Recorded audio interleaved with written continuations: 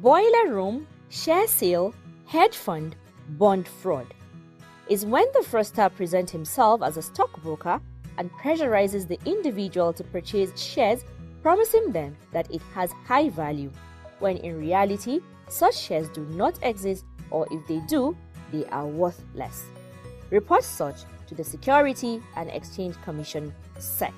For more information, log on to www.ccfanigeria.org and follow us on our social media platforms at CCFA Nigeria on Twitter, Instagram, and Facebook.